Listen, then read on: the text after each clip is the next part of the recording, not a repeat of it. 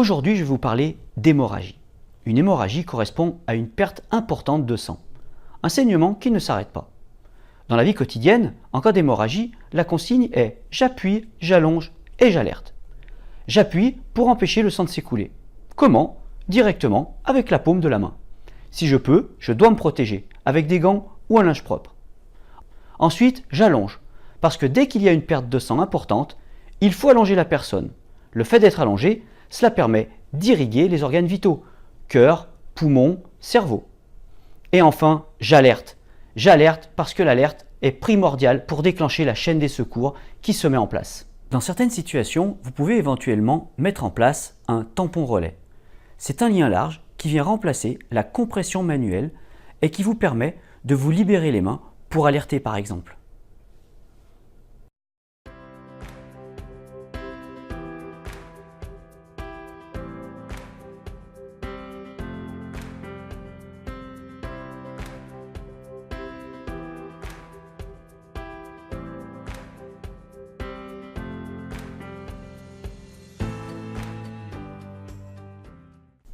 Maintenant, pour les situations exceptionnelles, mise en œuvre exceptionnelle.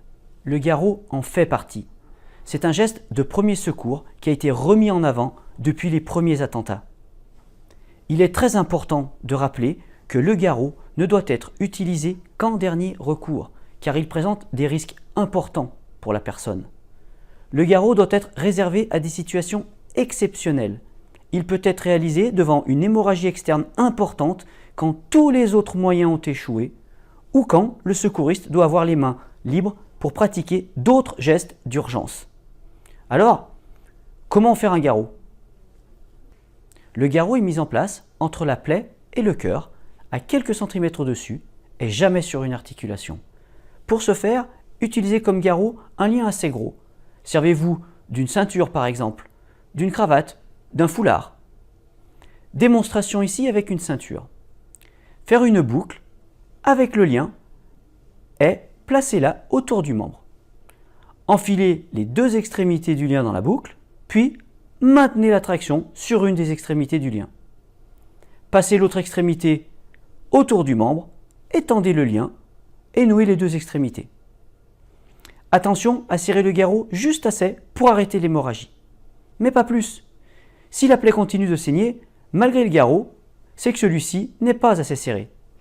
Si possible, notez l'heure du garrot. La pose du garrot, c'est important. Ça sert au secours quand ils arriveront sur place. Ne posez pas de vêtements ni de couverture sur le garrot. Il doit rester visible. Et enfin, ne jamais le desserrer vous-même. Il sera desserré qu'à l'hôpital par une équipe médicale. Et surtout, n'oubliez pas, pour une situation exceptionnelle, une mise en œuvre exceptionnelle. Pour le quotidien, j'appuie, j'allonge, j'alerte le centre 15.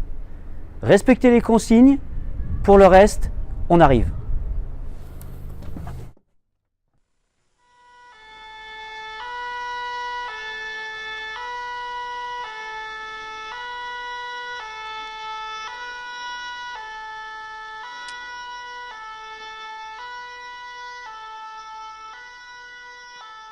Retrouvez l'intégralité de nos formations en libre accès sur la plateforme Cap Formation. À bientôt!